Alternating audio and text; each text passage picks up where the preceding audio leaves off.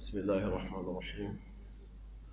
وصلى الله وسلم وبارك على عبد ورسول محمد وعلى آله وصحبه أجمعين. سبحانك لا علم لنا إلا ما علمتنا إنك أنت العليم الحكيم. اللهم اجعل أعمالنا صالحة ولوجهك الكريم خالصة ولا تجعل للشيطان نصيبا منها يا كريم يا رحمن. اللهم لا سهل إلا ما جعلته سهلا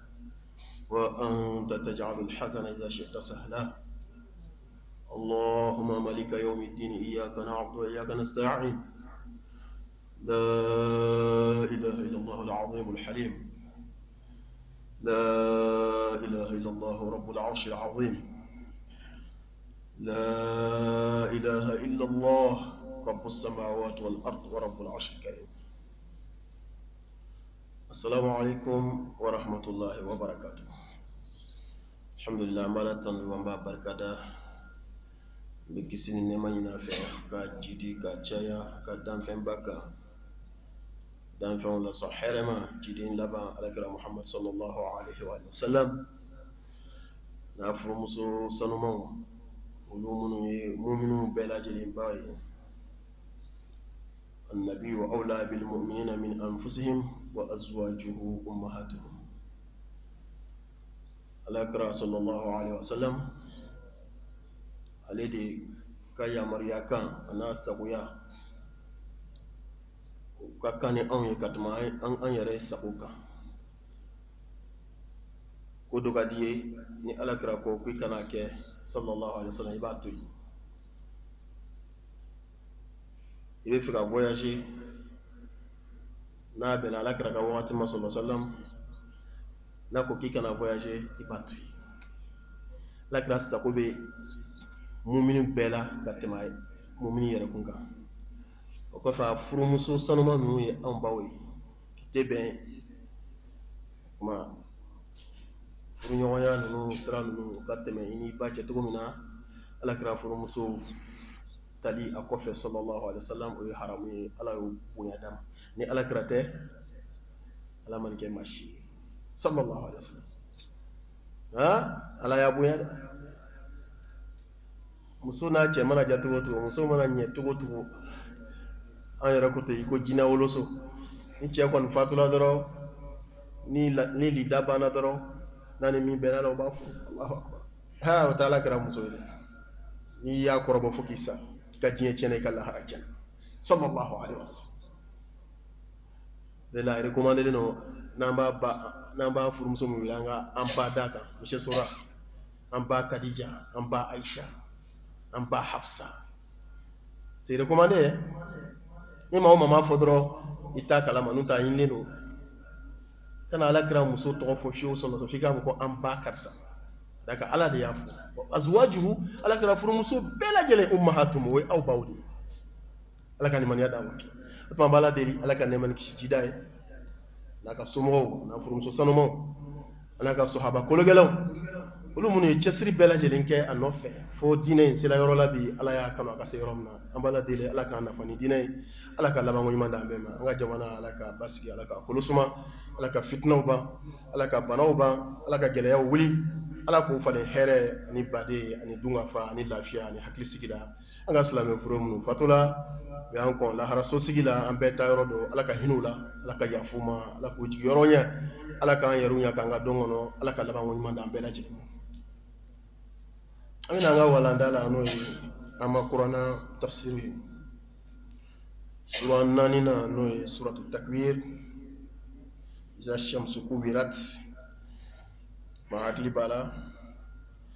an donna a kɔnɔ sigi tɛmɛlen insha Allah. Wa a dɔ b'a la an sera fo wa iza nufusu zuwijat, c'est près 7e verset.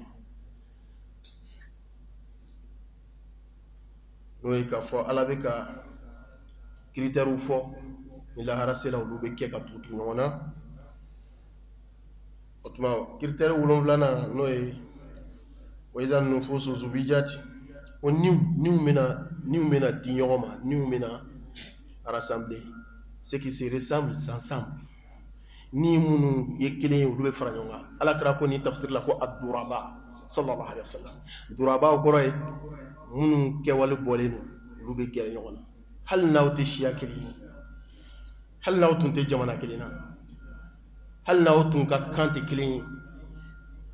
hali n'a ka laada tɛ kelen ye hali n'a ka continent tun tɛ kelen ye mais n'aw kɛwale n'aw jogo n'aw ka conviction ye kelen ye lahara bɛɛ bɛ gɛrɛ i ni mun ka kɛwale kun ye kelen ye ça c'est très dangereux faratiba de bɛ nin na wa iza nufusu zuwijat a ye siran dɔ ye don min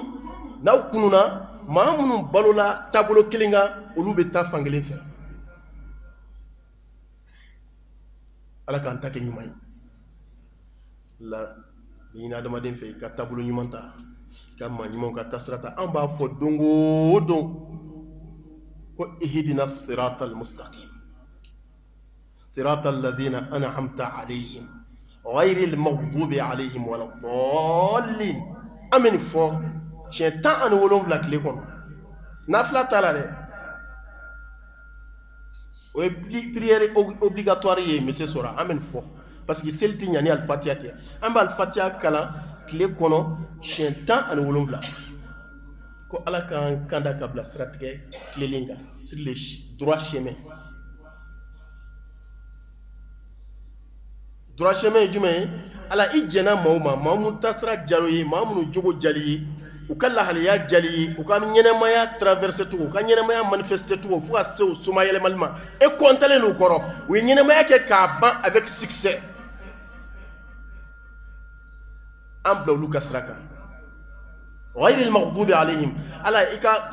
إكا كولر بمامونكا إدميلنو مامونو كورو نو سلاو بي سوري نو سلاو بالله جبا دامن كابرو كونو كياما وبكم مشورو وولابا جهنم كان ان بلاولو كسراكا ولا الضالين اني ما فليلون les gens égarés mamounou flila ou yena ko lu be sebesraka ou yena ko tay tien kasro ils sont dans l'égarement kana blaولو fana kasraka e beni fo shunu clé mais machi commandi e ka olubo machi commandi e ka kafrubo esi o si dabolu de kapmana i wiri dabu kapmana ramoge sabarde ko jege mandi e yo yebi jila ko jege mandi naturellement jege mandi e yo ye ibi jiko ebe munyina jila wala ni koko ala ki kanda iba fo dongo do ko yidina siratal mustaqim ala an kanda kabla siratke klelinga mumbe e maso okuma ifana ko siratke mawkan ika fota ni ka kewale kana fo nyongo islamé nyuma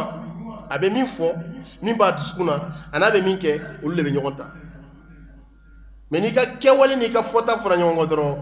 barabici alaka sallallahu alaihi wa sallam utume togomana dondola jedo ito kofe kala kra wole alaka be fo nyefe sallallahu alaihi wa sallam jama to be kofe ma mamunu be fo kofe jenyi to fo kofe ka alaka wole alaka ya lamme sallallahu alaihi wa sallam allo ya soro wele to way manye ya la krata to gema ya muhammadu ya ala kra sallallahu alaihi wasallam ma bado abi hine akoko hawmu kore way alangali mumbe akoko almaru ahabba qauman wa lamma yalhaq bihim ma do be jamakulu do kanu ubeni ka dukunci Allahu akbar cɛdɔ bɛ yen maa dɔw kanu b'a la kojugu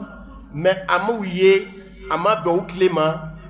u tɛ jamana kelen na mais u ka taasira ka d'a ye u jogo ka d'a ye u kɛwale ka d'a ye u ka habillement ka d'a ye u ka lahaliya bɛɛ ka d'a ye bɛɛ b'o dɔn n'a ye fo y'a siri nɔ la o maa ninnu na mais a n'u yɛrɛ tɛ ɲɔgɔn dɔn olu yɛrɛ t'a dɔn k'ale bɛ diɲɛ na e min ye Ala ka ciden ye o kiti ye jumɛn ye maa ka maaw kanu nka n'u ma bɛn wagati kelen ma wala n'u ma bɛn sigida kelen ma wala n'u ɲɛ tɛ ɲɔgɔn na alakira ma kuma sallallahu alaihi wasallam a ye nin question posé k'u to voyage la alakira y'i makun a ma répondre fo o selen o tuma a ye yɔrɔ min désigné k'u bɛ lafiya ye ka d'a kan sallallahu alaihi wasallam a tun bɛ hinɛ kojugu n'u ye tɔgɔmana ni tɔgɔma janyana n'u sera yɔrɔ dɔ a b'a fɔ ko an ka an lafiɲɛ bɔ yan jama ɲɛmɔgɔ ka kan ka hinɛ jama na jama ɲɛmɔgɔ ka kan ka hinɛ jama na e ma ye hali alimami alakira y'a fɔ sallallahu alaihi wasallam n'i bɛ seli ni jama ye i ka seli i k'a bɛrɛ bɛn dɔ seli dɔ i k'a bɛrɛ bɛn hali n'a ma surunya ka dama tɛmɛ kana janya kojugu fana fa inna fikum ad-da'ifa wal marida wa zal haja ko parce que ko maa lafulen b'aw la min bɛ yen a tɛ se ka jɔli in kun kɔrɔla kojugu f'a farikolo lafula hali a tɛ se ka jɔ ka mɛn a tɛ se k'o supporter a dun bɛ fɛ ka seli jama na e de dun ye alimami ye k'i ka ale ka lahalaya jateminɛ Allahu akbar wal marid banabagatɔ bɛ se ka sɔrɔ jama na ala k'an sutura a tɛ se ka jɔ ka mɛn supporter a b'a tɔɔrɔ a b'a degun o mana kɛ bana sugu sugu o tuma k'i k'o fana ka lahalaya jateminɛ i kana jɔ in janya kojugu wazal haja mako gɛlɛntigi bɛ sɔrɔ yen ale ka teli kuma dɔ la ni mako in faratila ka retarder dɔrɔn a mako in bɛ tiɲɛ mais jama seli valeur fɛ a ye mako in to yen ka boli kana misiri la walasa ka seli o tuma k'i k'o fana ka lahalaya jateminɛ sallallahu alaihi wasallam n'i kɛra jama ɲɛmɔgɔ ye i kɛra responsable ye i kɛra chef de famille i kɛra directeur ye i kɛra fɛn o fɛn ni ala ye jama dɔ ka ko kalifa e ma k'i ka hinɛ i kɔfɛ mɔgɔ wa ala kana ye dugawu kɛ dɛ monsieur Sora a ko ala n y'a ɲini i fɛ n'i ye ne mantonw ka ko confier maa o ma la a kɛra haja o haja ye hali commerce n'a sɔrɔ jamanadenw mago bɛ fɛn min na ala y'a se kalifa e de la e de b'a exporter importer ka bɔ jamana kɔfɛ ka don i ka hinɛ o la i k'a prix nɔgɔya ala kɛra ka dugawu b'i nɔfɛ sallallahu alaihi wasallam surtout ni sunkalo don la Allahu akbar sukoro nɔnɔmugu tamaro malo lipton silamɛw ka sunkalo bɛ dérouler nuruciri minnu na ni ala ye o ko dɔ kalifa i la i k'a dɔn ala y'i kanu ni daraja ye n'i sera kɛcogo la n'i y'a nɔgɔya ka se hakɛ min ma ala b'i kungo nɔgɔya diɲɛ na a b'i kungo nɔgɔya lahara mais n'i y'a gɛlɛya ala kira y'o fana kɛ dɛ a ko ala n y'a ɲini fɛ n'i ye ne mantonw ka ko kalifa maa o maa la n'a hinɛ n'o la i ka hinɛ a tigi la ala e de ye rahamani masa ye ala n y'a ɲini fɛ n'i ye ne mantonw ka ko siri maa o maa la n'a tigi yaadala ka kafa ka mantonw tɔɔrɔ ala tɔɔrɔ sigi a kan bɛɛ t'i yɛrɛ kɔlɔsi donc nin bɛ don hali dutigiw la muso ninnu ni den ninnu ala barika la ni e tɛ o b'a bɔ min o kuma hinɛ o la ni hinɛ o la ala bɛ hinɛ la yarabi ala ka hinɛ a la o la alakira sallallahu alaihi wasallam u taara se ɲɛfɛ a ko ko an ka stationner yan an ka reposer yan an yɛrɛ lafiya yan a sɔrɔ k'a fɔ ko ayina sa'il sigila thème ma a ko ɲiniŋalikɛla bɛ min mɔgɔw yɛrɛ ko a ɲinana sallallahu alaihi wasallam jaba ɲina a ko ɲiniŋalikɛla bɛ min k'an to tɔgɔma na min ye ɲiniŋali kɛ k'a bɛ min a ko ne filɛ ala ka ciden a ko anta ma'a man ahbabta almar'u ma'a man ahabba wa man tashabbaha biqawmin fahuwa minhum Allahu akbar a ko ala b'i ni maa fara ɲɔgɔn kan i ye maa min kanu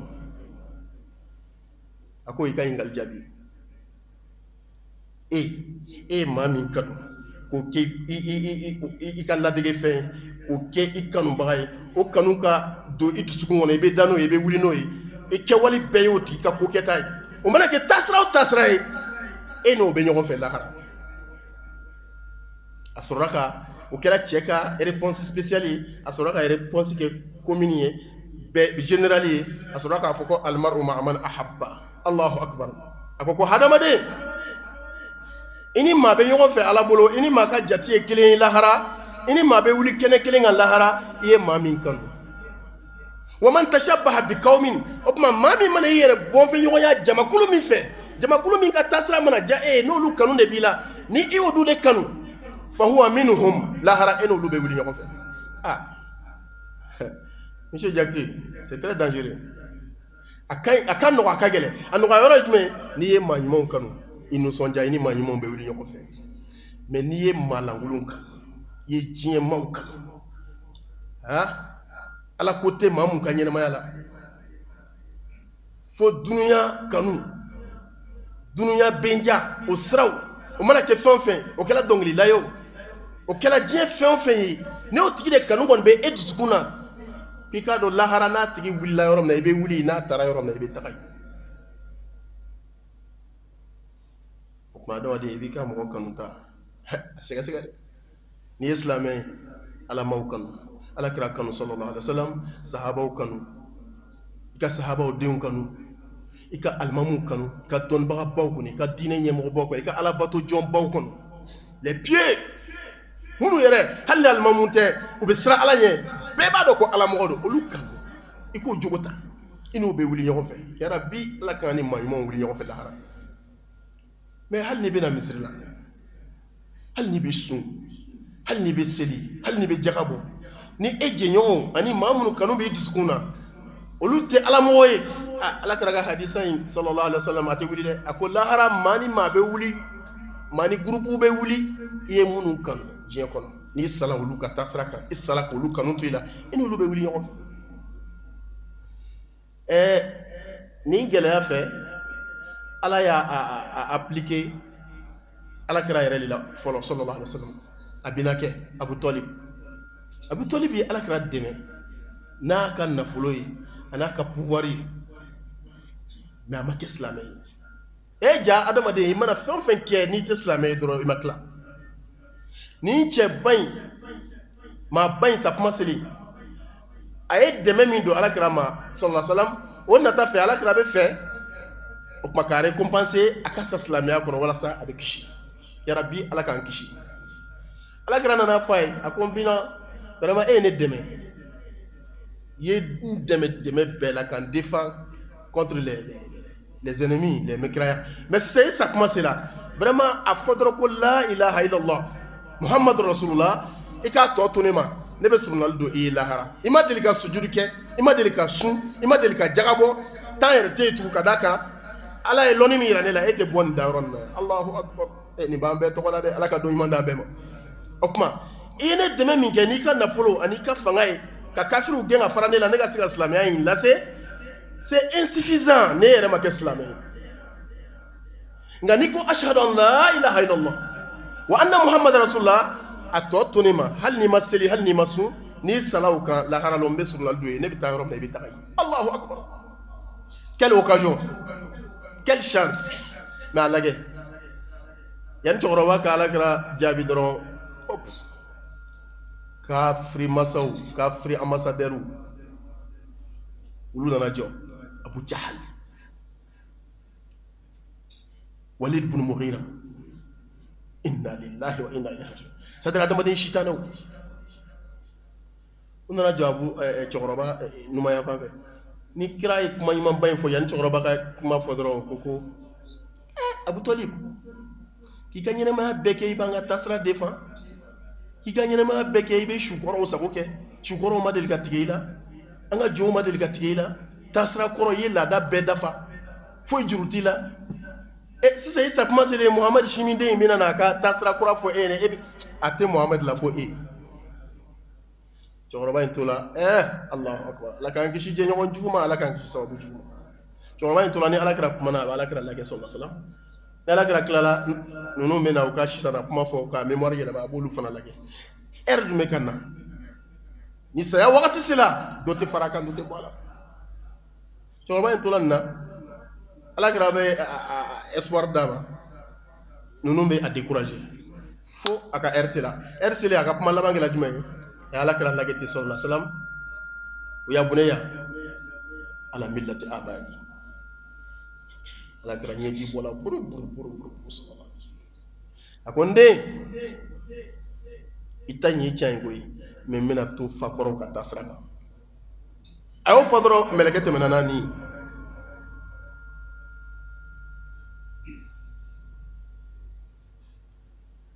min bela ala krako la astaghfiranna laka ma lam unha anhu benge mbeno e de même donema ima laban nyumana me halbin te fara mbala deliye foni ala en balola ala ko ما كان للنبي أن يستغفر للمشركين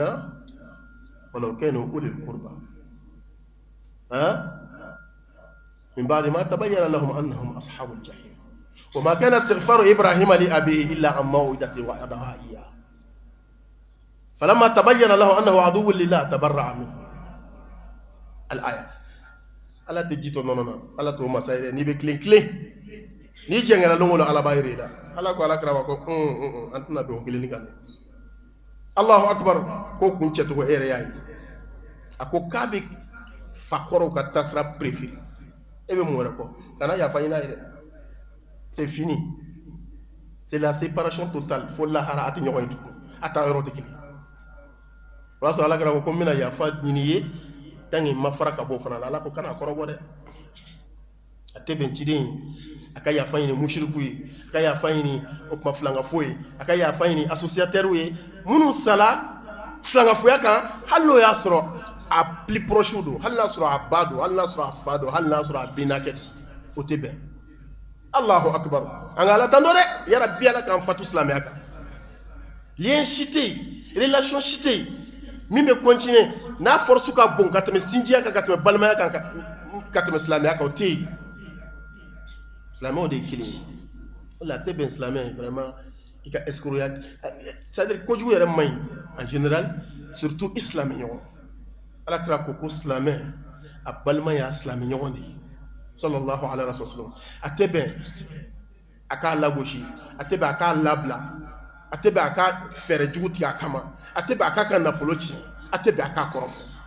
islamien de kili wala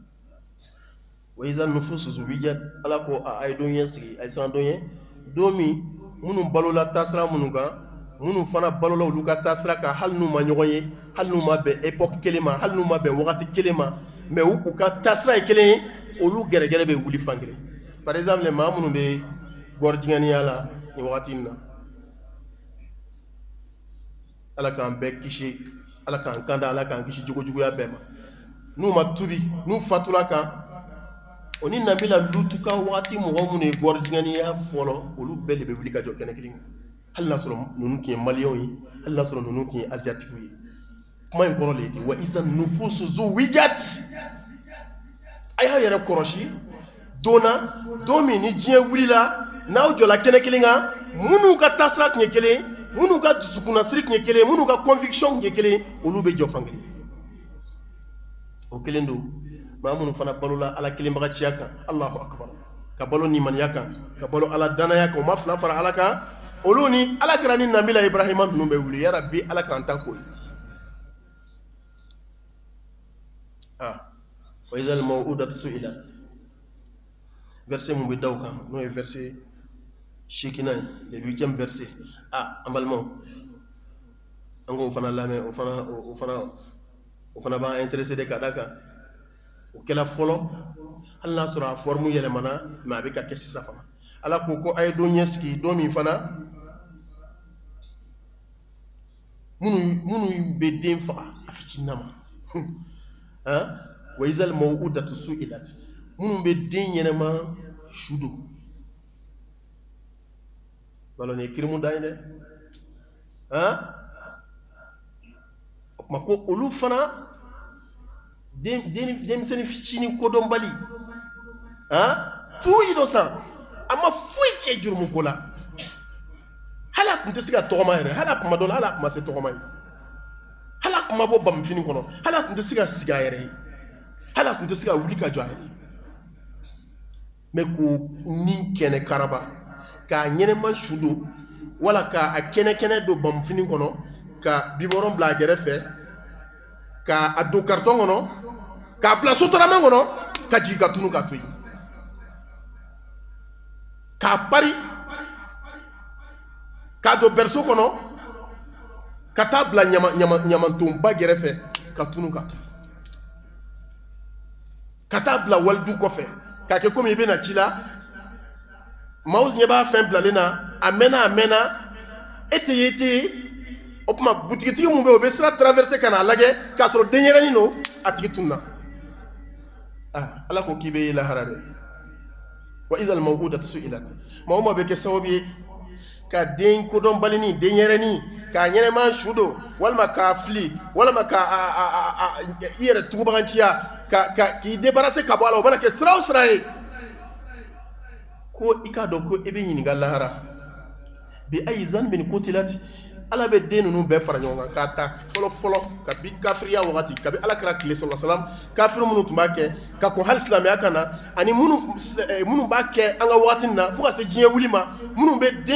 den fili walima ka den faga walima ka den k'a dogo ka tunu den filila ninnu ni den fagala ninnu ni den ɲɛnɛma sudola ninnu ko ala b'u bɛɛ kunu lahara ka den ninnu wuli bi ayi zanbin qutilati ala bɛ den ninnu ɲininka ko aw ye mun jurumu ko de kɛ a bangebaga ninnu na n'o ye nin k'aw la he Allahu akbar jahanama filɛ mɛlɛkɛw filɛ den fililaw filɛ o kuma denw yɛrɛ filɛ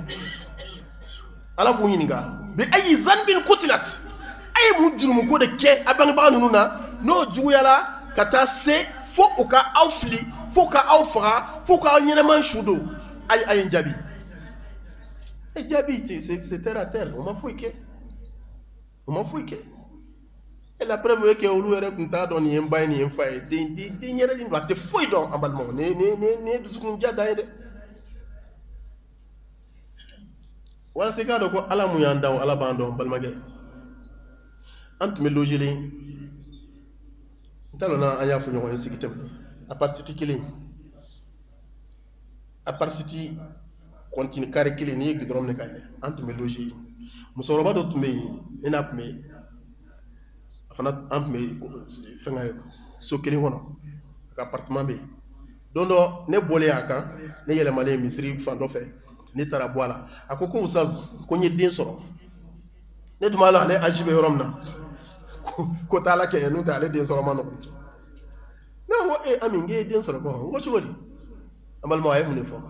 wallahi ala bɛ jɔn dɔn dɛ wallahi an ka tugu dɔnnibagaw kɔ an ka tugu alimamubaw kɔ an ka tugu dɔnnibagaw kɔ an ka diinɛ lamɛn insha allahu an bɛ sa kan ala k'an laban ye kuranɛ ma tɔtɔ dɛ e k'a lajɛ nin verset in jigila san 1400 kɔ mais a ka kuma in lamɛn nin kɛla ne yɛrɛ le ye nin fɛki dɛ nin kɛla ne yɛrɛ de la a ko k'a ye den sɔrɔ effectivement a ye den yira n na den fitinin a bɛ ka 60 d'a ma ne ko n ko a histoire ye jumɛn ko sunkurunin dɔ tun bɛ baara la yɔrɔ dɔ la bɔra dugu dɔ la a nana baara la Bamakɔ o de ye den sɔrɔ ka na fɔ ale ye vraiment n'ale bɛ se ka den in minɛ ko ale tɛ se ka segin n'a ye ka taa u ka village la ko n'a min b'a fɛ an min k'a ta tɛ den kelen cadeau ye a Bacili o t'a kelen i ka parfum ye i bɛ to ka parfum min mun mɔgɔw bolo la Allahu akbar den tɛ parfum ye dɛ den tɛ cadeau ye dɛ den tɛ wari ye dɛ mais den ye ala ka nɛɛma de ye ala ka sɔn fɛn nin tigi ma ala sara dɛ dɔw bɛ sa fɛn min nɔfɛ dɔw bolo fɛn bɛ ban fɛn min nɔfɛ dɔw ka nimaniya bɛ kɛ komi a ka tiɲɛ fɛn min nɔfɛ tiɲɛ don hali n'a sɔrɔ sira ma ɲɛ ala minɛ n'a ye kɛ e de y'a ala ko ta kɛ mais nin ye kirimu fila de a sɔrɔla sira min na o ma ɲɛ i tilala k'a kɛ fɛn fu ye k'a fili mun de bɛ adamaden bɔ dugukolo kan danfɛn si tɛ yen min bɛ dugukolo kan min ka fisa n'a adamaden a tɛ yen ma sanfɛla fɔ dɛ dugukolo kan a tɛ yen ala ka nimaniya d'an ma o tuma nin n'a ɲɔgɔnnaw ani fɔlɔfɔlɔ kafiriw o bɛɛ ka sigi ka jaabi kɔnɔ lahara wa izal mawudatu su'ilat den minnu ɲɛnɛma su dɔ la ani o n'a ɲɔgɔnnaw hali n'a formule yɛlɛmana ani den fililaw u bɛna ɲininka bi ayi zanbin qutilati den ninnu ye mun jurumu ko kɛ ni aw ye nin gɛlɛya k'u la donc an balima an k'an yɛrɛ kɔlɔsi dɔnnibagaw ko nin dɔrɔn tɛ dɛ ko hali à partir de 4 mois ni grossesse ye 4 mois tɛmɛ an ka nin lamɛn ala k'an sababa ni kɔnɔbara muso ka laseretɔya ala ka labanko ɲuman d'a ma ala k'an lafiya muso muso n'i ye garisɛgɛ sɔrɔ n'a ye 4 mois tɛmɛ n'i y'a kɔnɔ tiɲɛ e fana ni ninnu bɛ jɔ kɛnɛ kelen kan parce que o b'a sɔrɔ ni fiyɛla la à partir de 4 mois 120 jours sariya ye nin fɔ tile 100 ni tile 20 kɔfɛ ni maa o maa ye kɔnɔ tiɲɛ i ye den faga i ye mɔgɔ faga i ye ni faga parce que o b'a sɔrɔ ala ye mɛlɛkɛ yamaruya ka nin fiyɛ a ma na fɔlɔ a ma taama fɔlɔ a ma bange fɔlɔ mais a bɛ ɲɛnamaya la ala ka nimaniya d'an ma ala k'an kisi kɛwale jugu bɛɛ lajɛlen ma fɛn o fɛn b'an kungo gɛlɛya lahara ɲininkali n'o jaabi bɛ gɛlɛya an bolo lahara n'a bɛ kɛ kumasuru ye n'a bɛ kɛ jahanamadenw ye ala k'an kisi o kɛwale ma jogo dɔ bɛ yen n'ala y'a don silamɛ la i bɛ nisɔndiya ni ala sɔnna ma hɛrɛ don o don ye dusukun magaya ka kɛ e bɛ hinɛ kojugu i dusukun ka maga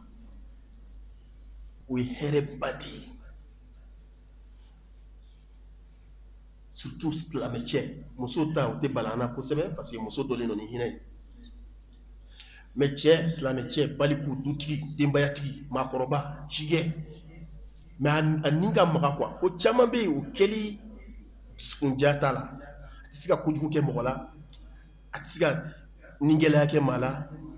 a tɛ se ka nigɛlɛya kɛ denmisɛn na a tɛ se ka kojugu kɛ adamaden na o ye maa ɲumanw taamasiyɛn ye mais ni dusukun jala ka se yɔrɔ dɔ la ni question in bɛ poser maa o maa kun dusukundiya taamasiyɛn don e ni ala cɛ e bɛ t'i den fili yɔrɔ o yɔrɔ ni sitana yɛrɛ tɛ jɔn dusukun bɛ se ka ja ko n'a sɔrɔ maa y'a suɲɛ o yɛrɛ bɛ faamu mais e yɛrɛ de y'a wolo k'a tin minɛ k'a sɛgɛn kɛ k'a farigan kɛ k'a fɔnɔw kɛ k'o wolo ka tila k'o ta ka t'o fili walima ka tila k'o faga mais ni kafiri yɛrɛ tɛ dusukun tɛ min jalen don k'o bɔ mais maa min dusukun magayalen don o tigi tɛ se k'o kɛ o tuma dusukun magaya o ye hinɛ ani kunnaja taamasiyɛn ye ala kɛra dusukun kun ka maga kojugu sallallahu alaihi wasallam ala kɛra dusukun kun ka maga wa maa dusukun maga kun ka da ye don dɔ la den taamalen dɔ misi sɔrɔ ala kɛra nana dɔrɔn a bolila ka ala kɛra kun bɛ sallallahu alaihi wasallam j'espère a mɔden ninnu don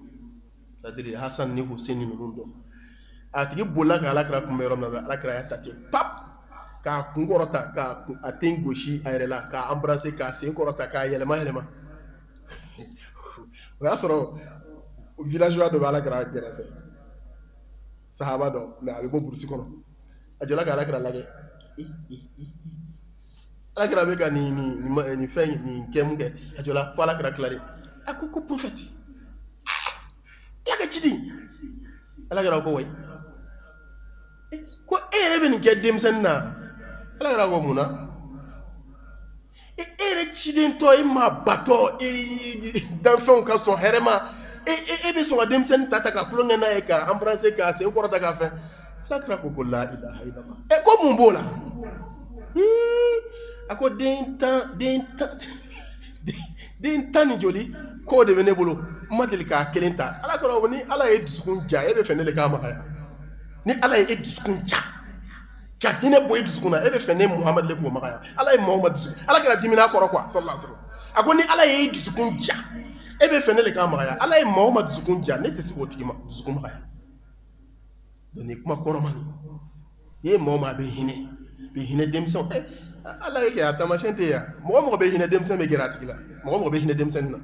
parce que denmisɛn bɛ i b'a fɔ ko jakuma quoi c'est-à-dire hakili t'a la donc a bɛ gɛrɛ a hinɛbaga la mais e k'a lajɛ mɔgɔ min ka jugu ka farin denmisɛnw bɛ non yɔrɔnin kelen o b'o ma b'a tigi la donc hinɛ ye maɲumanya taamasiyɛn foyi ma nin se ninnu ma lahara ka adamaden ɲɛnɛman su don ka den fili ka plan kɛ ka den don carton kɔnɔ ka ɲina ka tugu k'a to sotarama kɔnɔ ka den fili sununkun kan ka kɔnɔ cɛ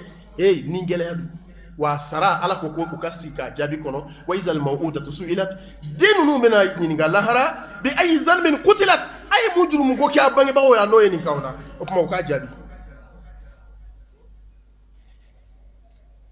an bɛ dan yan ni ala sɔnna ka dɔɔnin ni ala ye sigida wɛrɛ yira an na sura in kɔni Ibn Abbas ye janfɔ ko n'i bɛ fɛ ka lahara filimu filɛ k'i ka to ka sura in kalan i k'a kɔrɔ dɔn koni ba kala kuma ere be kiyama kene film be ka passer rabbi alaka ni maniya dama alaka na fani qur'ana alaka ndu ko noroya alaka barka dona alaka mbo ere kalama fɛn bɛna kɛ sababu ye ka kungo san ma saya kɔfɛ kaburu kɔnɔ kiyama kɛnɛ kan ka kɛ kumashuru ye ka kɛ malo ye n'o jaabi tɛ sɔrɔ ala k'an kisi o jogo ma ala k'an bila sira ɲuman kan an bɛ min fɔ dugawu la ala k'an yɛrɛ k'o kɛbaga ye ihdina siratal mustaqim ala anw kan da ka bila sira tilenlen kan siratal lazina an'amta alayhim i jɛna maa o ma ka nɛɛma k'u ye maa minnu ka ɲɛnɛmaya jala e ala ye n'u fatula ka taa i ka hinɛ kɔnɔ i ye nɛɛma kɛ maaw ye k'u to sira min kan anw yɛrɛ bila o sira kan ghayril maghdubi alayhim kana kɛ maaw ye diminen don minnu kɔrɔ n'o ye yahudiyaw ye wala dɔlin ani maa filibanciw n'o ye nasaraw ye an b'a ladeli ala k'an ka dugawu jaabi rabbana atina fid dunya hasanatan wa fil akhirati hasanatan wa qina adhaban nar ربنا لا تزغ قلوبنا بعد إذ هديتنا وهب لنا من لدنك رحمة إنك أنت الوهاب اللهم زدنا ولا تنقصنا وأكرمنا ولا تهنا وأعطنا ولا تحرمنا وآثرنا ولا تنزل علينا وأرضنا وارض عنا يا رب العالمين اللهم صل وسلم تسليما كثيرا طيبا مباركا فيه على محمد وعلى آل محمد كلما ذكره الذاكرون وصل اللهم وسلم وبارك عليه وعلى آله كلما غفر عن ذكر الغافرون سبحان ربك رب العزة عما يصفون وسلام على المرسلين والحمد لله رب العالمين.